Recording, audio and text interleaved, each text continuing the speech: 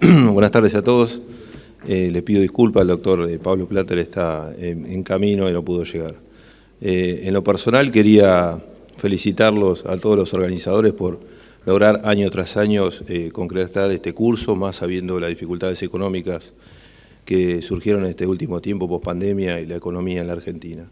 Y desde lo societario, agradecer la invitación y es bueno, digamos, la reunión de toda esta gente compartiendo distintos pensamientos en un grupo de amigos. Así que soy de pocas palabras, pero en nombre de la sociedad les quería agradecer por obtener la participación en este curso y siempre van a tener el apoyo nuestro.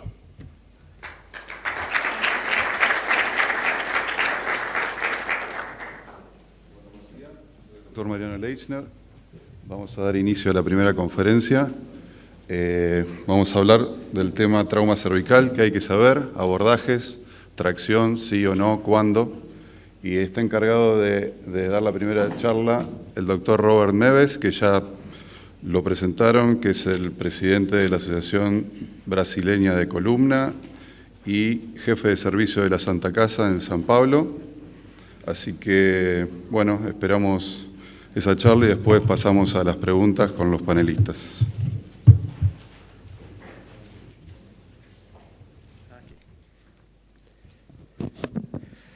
Primeiro, eu gostaria de agradecer a hospitalidade e o convite. Eu vou procurar falar português devagar, melhor que meu portunhol. Atualmente eu represento a Santa Casa de São Paulo. É um centro que tem um vínculo muito grande com os argentinos. Vários colegas presentes fizeram a formação na Santa Casa com o Dr. Valdemar de Carvalho Pinto, Osmar Avanzi, Landim. Então, é uma honra estar representando o meu país. O meu trabalho é falar do trauma na coluna cervical baixa, que é um tema extremamente relevante, né? No Brasil, é interessante que nós temos um grande número de pacientes hoje após trauma após esporte. Isso daí é uma tendência que nós estamos observando que está aumentando bastante. Eu vou procurar deixar meus slides em inglês para facilitar, para poder o entendimento. Em geral, a gente vê dois picos de incidência: jovens, dentro do contexto do politrauma, e nos pacientes mais idosos, apesar que nos idosos, em geral, é queda da própria altura com fratura cervical alta. Então, o foco da apresentação é a fratura cervical baixa, trauma de alta energia no paciente politraumatizado com múltiplos ferimentos. Lembrar que é um paciente que está no contexto do politraumatizado, ou seja, quando ligam para a Santa Casa pedindo vaga nesse paciente, a primeira coisa que eu pergunto, liga para a UTI, a unidade de terapia intensiva, se existe vaga para esse paciente. Porque são pacientes que complicam com uma série de comorbidades relacionadas ao trauma, como as lesões associadas e muitas vezes insuficiência respiratória, principalmente quando o edema fica da medula espinal acima de C3. Então, pensar que o cuidado da coluna vertebral ortopédico neurocirúrgico é uma parte só do tratamento. Em relação a estudos diagnósticos, eu acredito que a grande maioria dos centros optam pela tomografia. No nosso treinamento e nas provas de especialidade, sempre se fala das radiografias, da posição do nadador, do swimmer position, tracionar, mas hoje, na prática, é muito difícil essas incidências. E não raro existe falha diagnóstica, né? Simplesmente a gente não faz o diagnóstico em uma série de casos. Hoje, uma tomografia é de rotina nesses pacientes, inclusive para a cirurgia do trauma, então faz a tomografia torácica, abdominal, aí você já corta toda a coluna vertebral. Então é questionada a radiografia, e a grande maioria das classificações é baseada na tomografia. A ressonância é questionável, a gente pode até discutir da importância da rotina da ressonância magnética. Quais classificações nós devemos saber? Eu gosto ainda da classificação de Allen, que é uma classificação que faz a gente raciocinar um pouco em relação ao tratamento. A flexão, a distração-flexão, que é geralmente que nós vemos, né? É que existe a ruptura posterior com escorregamento entre as vértebras. A flexão-compressão, que já começa a levar uma lesão do corpo vertebral. Quando ela é pequena, nós podemos abortar por via de acesso posterior. Nós temos que tomar cuidado com esse mecanismo, porque quando vê a radiografia, as vértebras estão escorregadas, mas pelo mecanismo de extensão, onde existe a fratura é na pars. Então, muitas vezes você vai para o posterior e tenta reduzir, mas você está com o arco vertebral solto, né? Então, muitas vezes a via de acesso anterior é melhor, porque você fixa só um segmento, não precisa estender, né? Então, é importante você entender esse mecanismo de trauma. E a compressão e extensão, levando à fratura da pars interarticular. Então, estende, fratura a parte da pars interarticular. Em geral, são fraturas que são abordadas melhor pela frente, para não ter que estender o nível de artrodese. E a fratura de extensão da espondilite anquilosante, que corresponde à fratura B3 da classificação AO. Também é uma fratura altamente instável. A classificação de Vaccaro, ela também é uma classificação interessante, porque você pontua para auxiliar na definição do seu tratamento, se é conservador ou não. Só que, na prática, em geral, quando você tem dúvida e você vai fazer o cálculo, você cai na número 4, que também acaba não te ajudando. Então, é uma classificação que leva em conta a gravidade, por exemplo, o paciente que tem a perda do alinhamento, a lesão capsular posterior ou a lesão incompleta da medula. Esses ganham maiores pontuações para você pensar na abordagem cirúrgica. A classificação AO, que basicamente ela é herdada, ou seja, ela tem um paralelo com a fratura tóraco-lombar. A A, a B, a C, e com os modificadores também, uma classificação mecanicista. O uso de corticoide ou não na urgência. Quem que utiliza corticoide, metilprednisolona, impulsoterapia em pacientes com lesão medular? A grande maioria, 80%, 90%.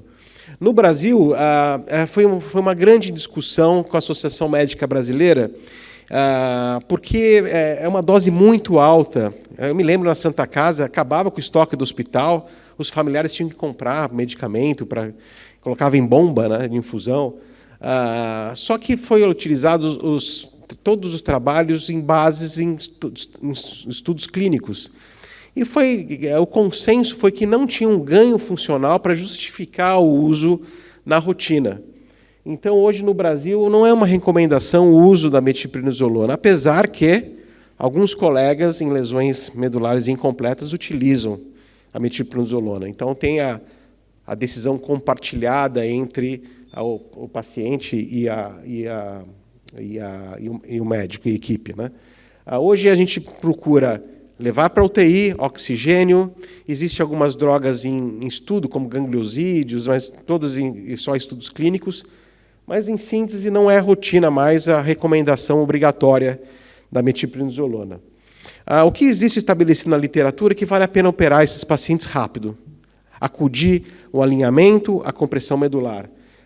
12 a 72 horas. Isso é estabelecido. Então, na medida do possível, não é uma cirurgia eletiva. Deixa internado, vamos operar semana que vem. Quando a coluna está alochada ou quando existe a compressão medular. Então, essa também é uma recomendação de diretrizes brasileiras, nesses casos. Em especial, pacientes com lesões incompletas. O problema é que eu acredito que a realidade de vocês é como a do Brasil. Eu não consigo operar esse paciente em 12 horas, dentro dessas primeiras horas, porque eu não vou ter material, implantes na urgência, esterilizados, material de apoio. Como a gente faz para resolver isso? Por meio da tração. Ainda a tração não é um método, a nosso ver, obsoleto, porque você consegue alinhar a luxação e fazer a descompressão indireta, aí pelos conhecimentos ortopédicos de ligamentaxia, né? Você faz uma descompressão indireta. Em geral, eu vou mostrar a foto, a gente utiliza o halo craniano. O Gardner-Wells, a gente está tendo uma experiência agora que a gente está operando crianças com tração. Ele é mais simples de colocar, no mastoide, né? É rápido, mas ele acaba fazendo uma tração muito em flexão da cervical. Então, a nossa escolha é pelo halo craniano com 4 pontos. Esse paciente tinha uma lesão cervical alta, foi colocado na tração e halogesso, mas falta para exemplificar o halo craniano, que é colocado na urgência para você alinhar e conseguir fazer a sua cirurgia programada. Como que a gente utiliza o halo craniano? Se vocês foram ver no Rockwood, nos livros textos, até 30 quilos a gente não utiliza, porque, não raro, existe uma lesão cápsula ligamentar, às vezes até luxa do lado contrário. Então, começamos com o peso da cabeça, 5 quilos, aumentamos 1 quilo por hora, em acompanhamento do quadro neurológico, se reduziu, para. Mas, no máximo, nós colocamos 8 quilos, para evitar essa complicação de lesão da distensão. Porque se não reduziu até 8 quilos, geralmente é o tempo do dia seguinte que chegou o material especial, que já tem equipe descansada para fazer, aí acaba suspendendo uma cirurgia eletiva, uma escoliose, e a gente opera o paciente de forma mais rápida. Então, chega até 8 quilos. Não chegou até 8 quilos, aí você já está preparado para você abordar cirurgicamente e reduzir a coluna cervical baixa. Exemplos, esse caso antigo, de 96, mas exemplifica que é feito até hoje. Fratura, luxação, distração e flexão, como eu disse, está luxado, né? Uma urgência. A gente leva para o centro cirúrgico com anestesia local, se reduz na tração. Resolveu a urgência, se opera com calma. Depois, nesse caso, foi feito um amarrilho, que funcionava muito bem nos casos do passado, né? Então, hoje nem se usa mais, principalmente pelo artefato que a ressonância pode fazer, enfim. Né? Mas esse não é o ponto. E quando está as facetas encavaladas, a locked facetas, a gente espera até 8 quilos. Se não for até 8 quilos, nós abordamos cirurgicamente. O que existe de evidência? Evidência que você é seguro, tem resultados satisfatórios, neurológicos, nas primeiras horas, muitas vezes, de alinhamento. O problema é quando você... Outra série de casos grandes, mostrando a segurança do método. O problema é quando você faz a ressonância e vê o disco intervertebral, uma hérnia de disco. Aí dá medo de colocar tração, mas... Esse trabalho do Vaccaro, ele fala, se você coloca a tração, o paciente acordado, examinando ele, você consegue utilizar o método para resolver a urgência de forma segura, é a opinião do colega. Então, anterior e posterior. Até recentemente, era errado falar em abordagem anterior nessas fraturas, porque a lesão era mais posterior, biomecanicamente é melhor, mas a experiência mostrou que não há diferença nos resultados das vias de acesso anterior e posterior. Inclusive, a anterior é mais anatômica. E se tem disco intervertebral, uma hérnia de disco, você consegue abordar e tirar esse fragmento, ou por fixar pela frente, ou por trás no segundo tempo. Né? Mas, em síntese, então, depende da escolha do profissional. Nas fraturas cervical baixa, luxação, quem prefere via de acesso posterior? Posterior, como amarrilho. Você vê que a grande maioria aqui, anterior. Né? Mas a via de acesso posterior sempre foi, historicamente, a escolha. Existem vários fluxogramas para a definição da abordagem, mas um ponto que é importante, que muitas vezes é necessário você estar preparado para uma tripla via de acesso. Porque você aborda anterior, está luxado, você aborda anterior, tira o disco, mas muitas vezes você não consegue reduzir, porque a articulação está locked, está encavalada posterior. Não sei como é que se põe encavalado, é o locked. E aí você tem que estar preparado para tirar o disco pela frente, ir por trás, fixar e fixar pela frente. Então, tem que, geralmente, nesses casos, principalmente delayed fractures, ou seja, que tenham mais algum tempo, algumas 2 ou 3 semanas, eu geralmente peço material para a abordagem anterior e posterior, para se precisar fazer essa tripla via de acesso. Bom, basicamente, eu mostrei um caso também, que tem que tomar muito cuidado de colocar na tração, porque é um caso muito grave, com uma lesão cápsula ligamentar anterior e posterior. Então, se você colocar muito peso, acima de 8, 9 quilos, você pode ter uma lesão por distração. Né? Então, você vê que essa é uma contraindicação relativa, né? Então, tomar muito cuidado na tração. Então, mostrando aí a abordagem, né, que foi feita uma descompressão anterior e posterior, um exemplo de pacientes com indicação para dupla abordagem, anterior e posterior. E o pós-operatório, 3 anos, mostrando a descompressão do canal vertebral e a seringomelia, a lesão medular tardia, irreversível. Bom, os pontos principais, então, que eu gostaria de abordar é esse. Primeiro, lembrar sempre do contexto de politrauma, equipe multidisciplinar. Não é só o cirurgião de coluna, é um só da equipe. A gente precisa de vários profissionais e, muitas vezes, a unidade de terapia intensiva para cuidado desses pacientes. O halo craniano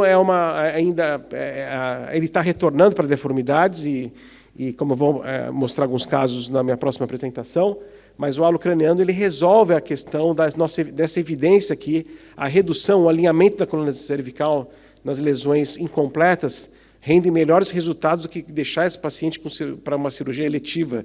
Significa esperar uma semana, ou a semana que vem, quando chegar o material, né? E a via de acesso, na verdade, a escolha do cirurgião. Aí é questão de treinamento e disponibilidade de material. Obrigado.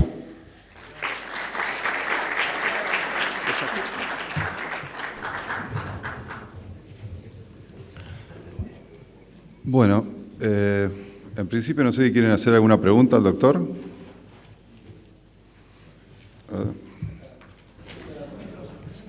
Dos preguntas. ¿Cómo conseguiría el uso del halo en paciente con un nivel de conciencia bajo? Y si constituye para él una contraindicación el estado de conciencia del paciente para usar el... Muchas veces vemos en politrauma con niveles de conciencia muy bajos lesiones cervicales complicadas y quiero saber cómo trabaja él con el halo. Doctor, no sé si escuchó la pregunta. Sí, entendi. Vocês estão me ouvindo? Tá ouvindo? Sim, se escuta. Okay. Excelente pergunta. Na Santa Casa, por esta questão, nós dividimos esses pacientes para neurocirurgia, quando tem baixo nível de consciência, porque muitas vezes pode ter lesão central, né? Então, geralmente, eles abordam esse paciente. Eu costumo ver, se o exame de imagem não mostra nenhuma lesão intracraniana, como um hematoma ou uma fratura, eles colocam halo craniano também e operam esse paciente depois de forma cirúrgica depois de um tempo. Mas é o que eu vejo que eles fazem os estudos diagnósticos para ver se não tem lesão intracraniana, né? Eu não sei se o Vinhal, como neurocirurgião, aí concorda, que é o colega de São Paulo também. Muy bien. Doctor Amaro. No. Hola, sí. Quería preguntarle al doctor Meves cómo manejan las luxaciones unifacetarias cuando hay rotación, si realizan para maniobras de reducción con halo, si realizan algún tipo de maniobra para desencajar las facetas luxadas.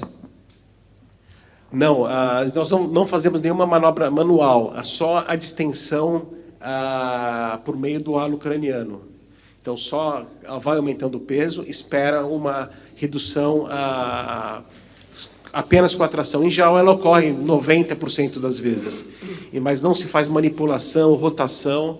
E se chega a 8 quilos, não se foi possível essa redução, a gente faz a redução aberta, em geral por via de posterior.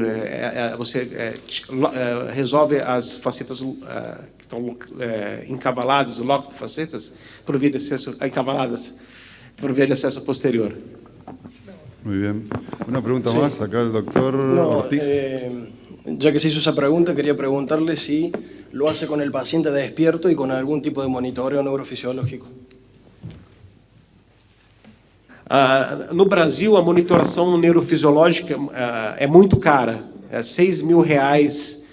Então, nós temos, nosso hospital é público, então a gente não temos acesso a... Então, nossa monitoração é o paciente consciente, aumentando os quilos e examinando o neurológico. E o famoso teste de despertar após o procedimento. Mas a gente não tem, infelizmente, de rotina. Muy bien. Robert, aquí. Yo quería preguntarte si en tu extensa carrera, porque sé que hace mucho que sos cirujano de columna en un hospital que recibe mucho trauma, ¿alguna vez en alguna reducción tuviste algún inconveniente con el disco extruido cervical como daño a la médula? Sim, eu tive uma experiência com porque a escola sempre foi por via de acesso posterior. E nesse caso, nós não tínhamos ressonância de rotina, a gente faria mielografia. Então foi feita a redução posterior, colocado a marrilha interespinhosa, que o Dr. Landim gostava muito, e o paciente acordou com uma lesão neurológica. Aí foi feita a mielografia na urgência, e a gente viu um encoxe na região do disco, então o disco ele luxou. Aí foi feito anterior, Smith-Robson, e a ressecção desse disco. Eu me lembro que o paciente acabou recuperando a lesão medular, ficou com uma lesão incompleta, mas foi um caso dramático, que realmente aconteceu. Obrigado. Muy bien. Bueno, vamos a continuar con los casos problema y después seguimos con las preguntas. Encargado de los casos, el doctor Pablo Fiorillo, de Rosario. Adelante. ¿Qué tal? Buenos días. Perdón. La tarea era presentarle casos así, digamos, entramos un poco en fraternidad, ¿sí? Cuando quieran detenerme, no hay ningún problema y me van a ir avisando cuando quieren que avances, ¿de acuerdo? Bueno, este es un caso de una chica que tiene un accidente en ruta, tiene un accidente, un politrauma, por lo general esto es en otra ciudad, uno se entera por teléfono de todo esto.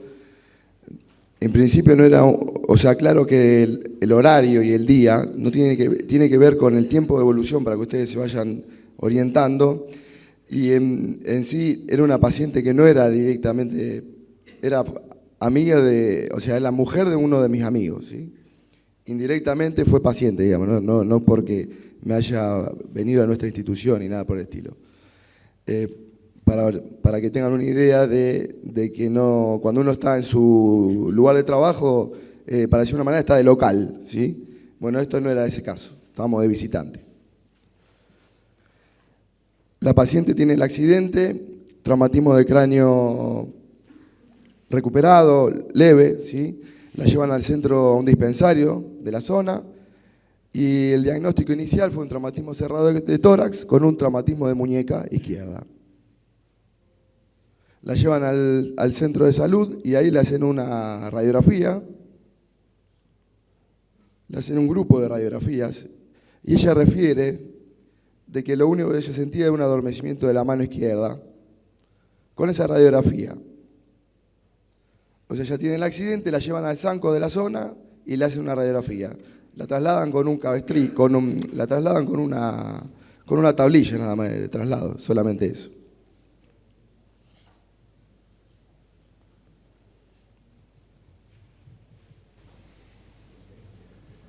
¿Alguien quiere describir la imagen? ¿Quieren que avance? ¿Quieren que digan? ¿Qué te parece, Mariano? Decime. ¿Te puedo decir algo? Sí. En un trauma, hasta casi el 30% de las veces, si no vemos C6, C7, tenemos que pedir, porque puede haber una luxación. Está muy bien. Les hago una pregunta. Sí. ¿Usan la guía Nexus o la guía canadiense para casos, digamos, de trauma? ¿Alguien lo usa? ¿Lo están usando? No, yo no. Lo que sí les aclaro, que esta paciente, cuando tiene el accidente, o sea, no tiene ni un seguimiento ni un diagnóstico por un especialista, ¿sí? Esto es librado al azar, para decirlo de una manera. Disculpame, independientemente de que se ve una subluxación C4, C5, sí, ¿no? Lógicamente. Sí, claro. Pero lo que quiero mostrarles más que nada es que es muy frecuente ver casos de falta de sospecha de trauma cervical y que el adormecimiento, o sea, el médico clínico que recibe, esto es por dar charlas a médicos de guardia, ¿sí?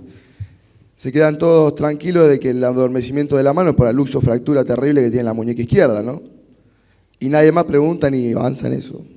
Traumatismo de tórax, cerrado. Por eso la guía canadiense o la de Nexus lo que dice es cuando hay un trauma extra, aparte de una lesión en columna cervical o hay una pérdida de conocimiento, el pedir sí o sí estudios, porque a veces es un trauma menor y según diferentes criterios no se pide ningún estudio. En este caso, obviamente, que tiene todos los puntos de riesgo como para pedir estudios. Exacto. O sea, ya desde el arranque por el traslado fue incorrecto, o sea, fue todo incorrecto, ¿no? Pero es así como nos llega, o sea, nos vamos enterando a medida que vamos tratando el caso, cómo fue la historia. Yo la estoy reconstruyendo como me pasó a mí, digamos, en lo que fui viendo. Muy bien. Bien, vamos avanzando. A ella la trasladan al día siguiente, ¿sí? La llevan en la ambulancia y comienza con un cuadro neurológico. Empieza a hacer una me parece izquierda, ¿cierto? Entonces en el centro donde la reciben, en un centro de mayor complejidad, se encuentra con esto.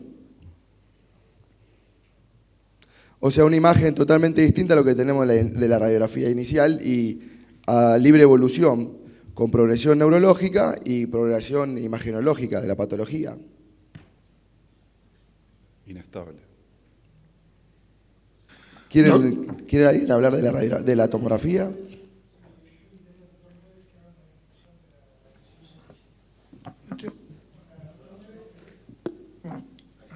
¿Querría hacer una descripción de la imagen tomográfica? Sim, esse caso ilustra muito bem a apresentação, politrauma, e existe um dado de instabilidade já, que é a alteração neurológica. Então, os meus residentes, os meus fellows, falam assim, vou fazer uma radiografia dinâmica, que é flexão e extensão. Errado. Está contraindicado, porque você vai poder lesar, e pode luxar de vez, né? Então, outro ponto, a radiografia, hoje em dia, ela é muito difícil observar todas as alterações que nós estamos vendo na tomografia. Então, praticamente, nós não fazemos mais a radiografia, faz a tomografia, é politrauma, né? Faz a tomografia do abdômen, tórax e cervical. E o que a gente pode ver nesse caso é a do Allen, então, a distração com flexão, com a faceta, a articulação, com uma lesão na faceta, você vê que tem uma luxação bifacetária, né? Bifacetária.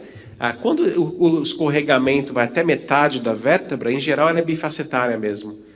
Quando é menos de 50%, aí você pensa na unifacetária. Mas esse caso é bem ilustrativo aí, né? Você tem uma luxação bifacetária, mas ela acabou não luxando totalmente, né? Quase ali, né?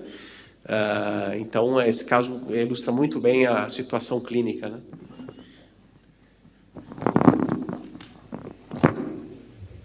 Bueno, ahí arriba. Estoy volviendo para atrás, perdón. ¿Viste la resonancia?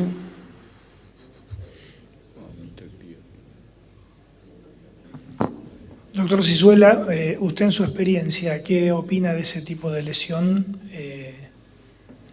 y qué conducta tomaría? Puede ser, pero eso. Doctor Cizuela. Sí, es evidente que ya hizo una lesión medular la paciente de tipo vascular en esa zona de la luxación y bueno, lo ideal si hubiera que esperar el material es colocar el paciente en tracción para que vaya disminuyendo el trauma. Y en este tipo de lesión lo ideal creo que es hacer una doble vía de abordaje. Yo en mi experiencia empiezo siempre por atrás con estos pacientes y después voy por delante. Sería doble o triple, pero acá con una descompresión posterior, sin fijación muchas veces, se puede mejorar mucho el trauma vascular del paciente y después ir bien por delante. Y ahí es una lesión que habría que hacer una corporectomía directamente para para tratar de hacer una descompresión más amplia. Allá, sí, adelante. Sí, buenas tardes. Miguel Paradiso, de Montevideo, Uruguay. Primera cosa, a mí me parece, me puedo equivocar, pero me parece que es una lesión unifacetaria, porque lo que avanzó es casi menos del 25%. Obviamente que es una lesión inestable y son las lesiones que a mí en mis manos me han dado más dificultad para resolver. Porque la lesión unifacetaria no es sencilla, la reducción. Entonces, yo tuve una paciente prácticamente igual. Fui por adelante primero para poder liberar el disco y no tener riesgos de cuando, si se la logro reducir por adelante, haya protrusión discal. No la pude reducir por adelante. Las unifacetarias para mí son difíciles, yo no por adelante es muy difícil que las pueda reducir. Di vuelta al paciente, estaba la luxación unifacetaria claramente, la desenganché y se redujo perfectamente. La estabilicé por atrás, fui de vuelta por adelante, puse injerto, una placa solamente en ese segmento y la paciente se recuperó perfectamente. Pero fueron 4 horas de cirugía prácticamente. 3 tiempos, o sea, anterior. ¿Quién utiliza? Adelante primero, atrás para reducir y fijar, e adelante de volta para terminar a fijação. Na ressonância, realmente, do lado esquerdo está luxada, né? A direita não tá, parece que não está mesmo, né? Mas na tomografia, eram 2 cortes ou é a tomografia? Sí, faltan imágenes aí, né? É de 2 lados, né? Então, claro, só... Aí aclarei del lado derecho para sagital derecho e para sagital esquerdo. Sim, sim. Perfeito. Então, a direita está luxada, mais à direita, né? Aí, outro ponto importante sempre já pedir a UTI para esse paciente, porque na ressonância você vê o edema, né, medular já subindo acima de C3. Então, a primeira coisa antes de vaga de UTI, porque o risco de insuficiência respiratória pré e pós-operatória, né? ¿Quién utiliza tracción como el doctor Meves o van directamente a la cirugía? Para Víctor, doctor Berna. Sí, yo en la experiencia que tengo con los jugadores de rugby, que es una lesión que se ve, la luxación unifacetaria, en el derrumbe del scrum, en los mauls, en el pick and go, cuando van directamente con la cabeza, coincido totalmente con el colega de Uruguay, nosotros iríamos por adelante, y como la dificultad, porque realmente la faceta queda enganchada, yo creo que es una muy buena técnica hacer una osteotomía de la faceta descendente, la reducción es mucho más sencilla, no genera más inestabilidad de la que ya tiene, y le estamos haciendo osteotomía de un solo nivel y por supuesto 360 en cuanto a elementos de estabilización. Mariano, por acá. Vamos Mariano, a ir por mesa. Un comentario de la mesa 6. Un tema, la utilización de la tracción cuando la luxación es unifacetaria no tiene mucha indicación porque la posibilidad de reducción tendría que ser una maniobra combinada con tracción y rotación. En general, como decía Víctor, esta es una lesión bastante habitual que nosotros vemos en jugadores de rugby de primera línea, porque hay un movimiento de flexión y rotación, y lo que muchas veces vemos acompañado es que la faceta no está luxada, sino que está luxada y fracturada. A veces cuando vamos a hacer la exploración, directamente no hay que hacer la osteotomía, sino que hay que intentar la reducción combinada, porque ya la faceta con el trauma se luxó, pero también se fracturó. Entonces lo que tenemos que hacer es un mecanismo de rotación inversa desde atrás con las espinosas para poder reducirla, porque no es que está desenganchada solamente, sino que está fracturada. Entonces es un poquito más complejo que reducir solo con distracción, sino que hay que traerse la faceta que quedó hundida, fracturada. Bien, seguimos con los panelistas. Sí, yo quería hacer un comentario, perdón, acá mesa 1. Con respecto a la tracción, en la experiencia que yo tengo, depende mucho del tiempo de evolución. O sea, las luxaciones unifacetarias, que son, como bien dijeron, por fractura de la faceta y por un mecanismo rotacional, cuando se le aplica tracción en agudo, la probabilidad de reducción es mucho más alta que cuando pasaron más de 4 horas. Bien.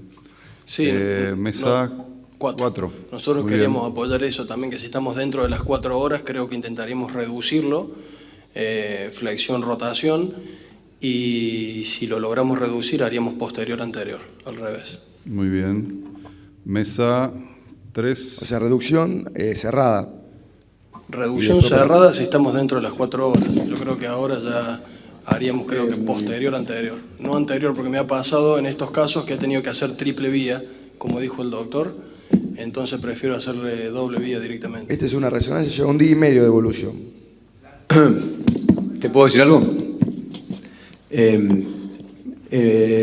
Primero querría agregar algo sobre uni o bifacetaria que seguimos todavía discutiendo y creo que no está del todo definido, ¿no? Yo no estoy tan seguro que sea unifacetaria. Y muchas veces lo que yo uso, me parece que es muy útil para definir una u otra, es la radiografía de frente, que no mostraste ninguna. No, Sí, bueno, no, pero esto digo, no importa, eso es lo de menos. Pero a veces eso es lo que nos da la rotación y la desalineación de las espinosas, y ahí nos da el dato de si estamos frente a una luxación uni o bifacetaria. Si uno mide por el grado de daño medular, la experiencia es que las unifacetarias no provocan tremendo destrozo. Entonces, quizá por eso me inclinaría a pensar es que es bifacetaria. Lo que estaríamos viendo es una luxación más completa del lado izquierdo en la tomografía, ¿sí? Sí. Con el despegamiento de las facetas, pero está justo a punto de cabalgarse a nivel del lado derecho. Entonces esto me justificaría más, y la veo, y otra cosa que tienen también, ya que no tenemos frente, y evaluando el conducto raquídeo en perfil, también se desalinea y queda distinto cómo se ve el conducto desde la lesión para arriba que cómo la vemos desde la lesión para abajo. Son todos datos que me parece que son útiles para poder definir si estamos frente a una uni o bifacetaria. Sí, a veces por eso, al no tener la radiografía de frente, también tenemos todos estos marcadores. Está perfecto. Perdón, Pablo, agregar, para mí también puede ser que se haya reducido en forma espontánea, o sea, que haya sido mucho más la excursión que se ve. Claro, sí. También. Estamos en dos situaciones distintas, la vimos casi sin luxación y ahora está... Y lo que creo que pasa entre la primera imagen, no sería nada raro que la primera imagen esté tomada con la paciente acostada y que haya sido un perfil acostado, un perfil de decúbito dorsal. Acostada en la tabla. Doctor Zanardi. Exacto. Pablo, ¿cómo andás? ¿Cómo va? Si analizamos retrospectivamente lo que pasó entre la resonancia magnética, que sería con el paciente acostado, y la placa, creo, y consideramos el hecho de que no hubo un trauma entre ambos, a ver, ¿por qué no pensar que con una vía anterior uno en principio lograría una reducción como la de la placa? Porque digo, no hubo un trauma entre esta y la tomografía, lo que habla de cierto grado de inestabilidad por la lesión de los ligamentos, luxación bifacetaria, unifacetaria, lo que fuere, ¿no?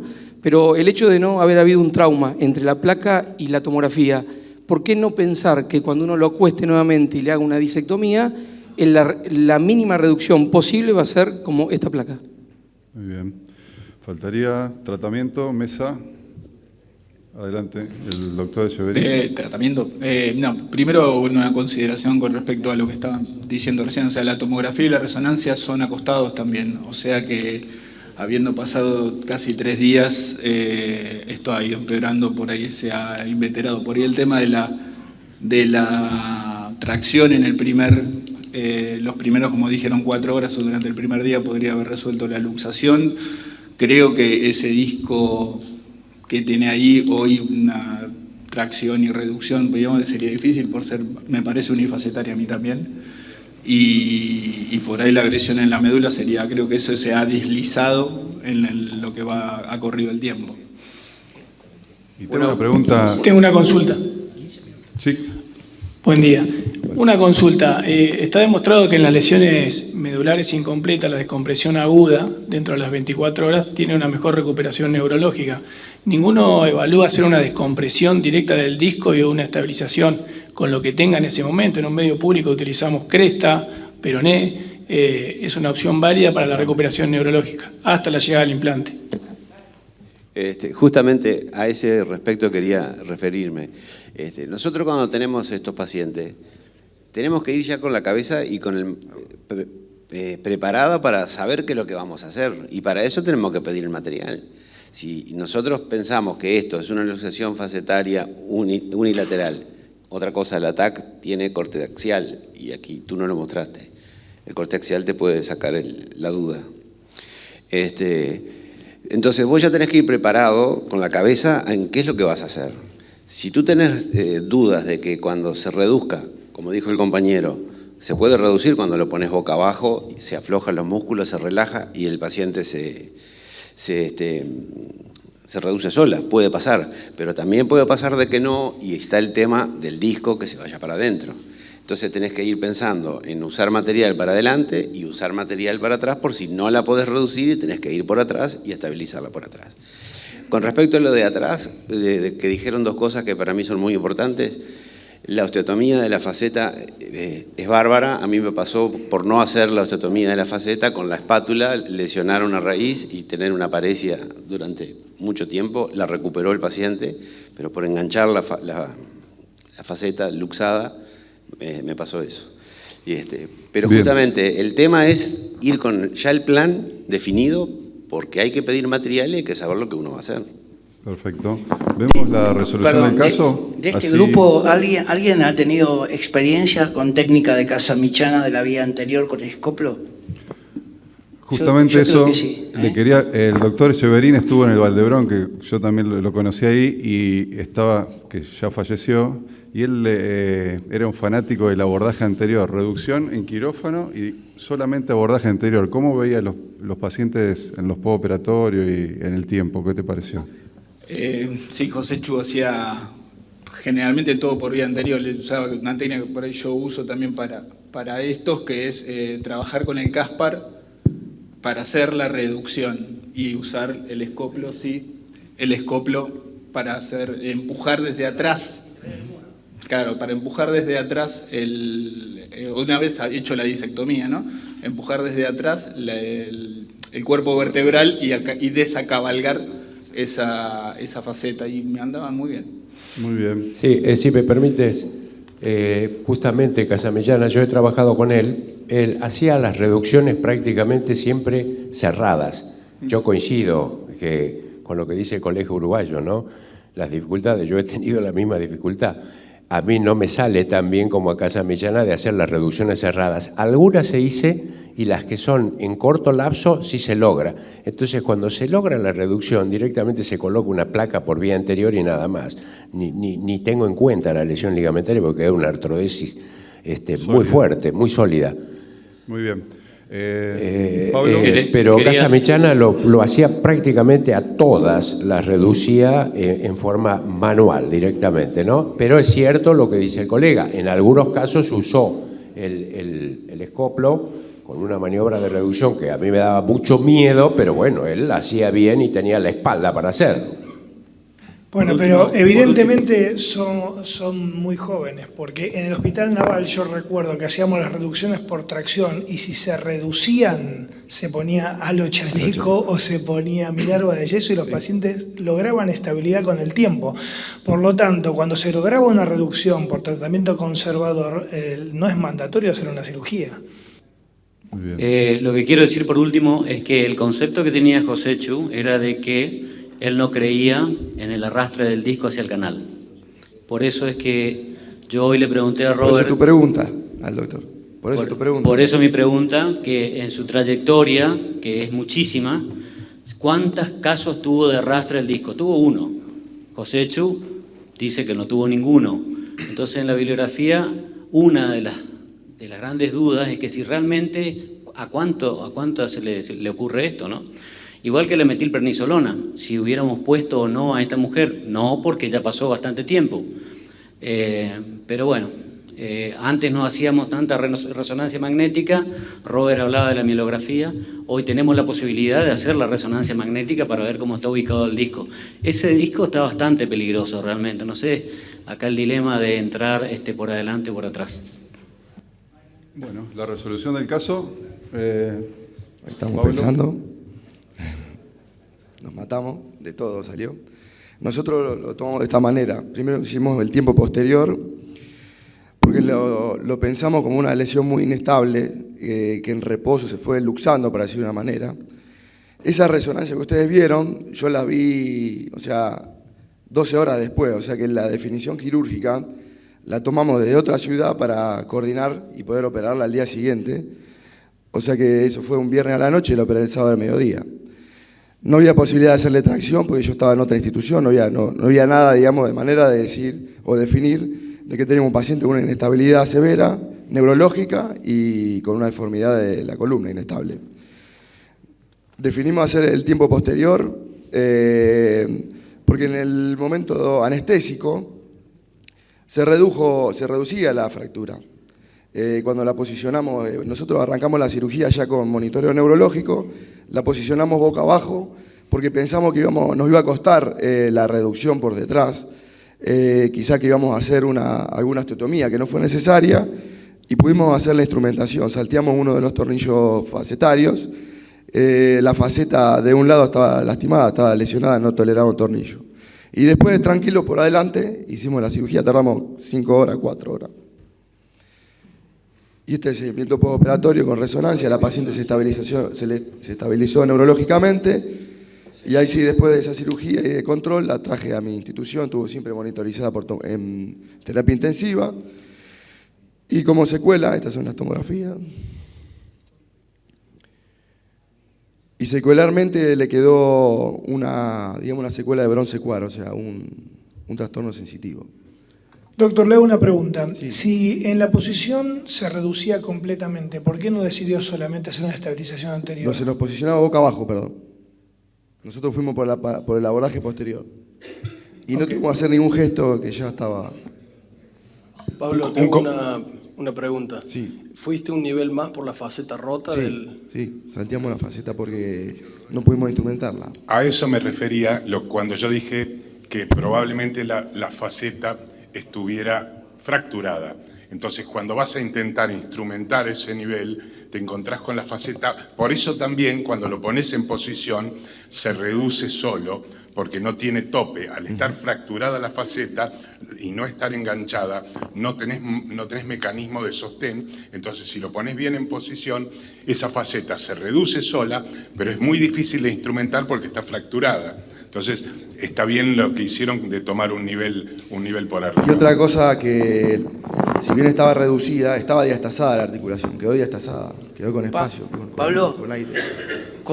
Muy bien. Consulta, el canal no lo tocaron, Nada. es decir, nada. ¿Esa resonancia cuánto tiempo pasó desde que se la tomaste, desde que lo operaron hasta que se la tomaste? Esa es una resonancia de 2 años. Ah, tarde, porque Tarde. realmente no parece que hubiese tenido absolutamente nada. Le quedó una pequeña lesión, muy chiquita. Perfecto.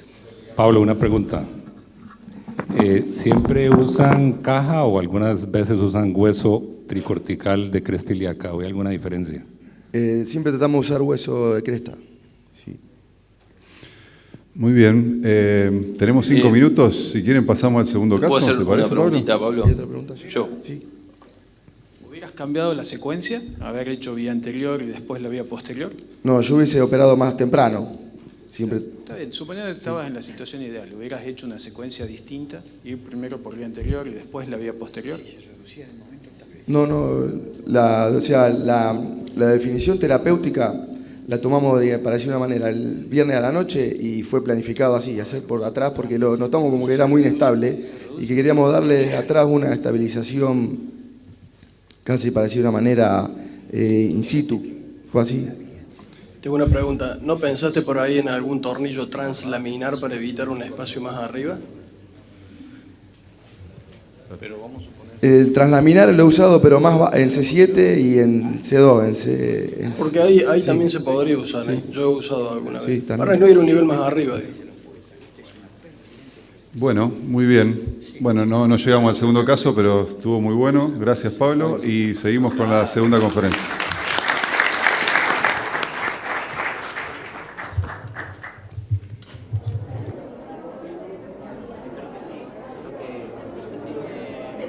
¿Quiere preguntarle algo?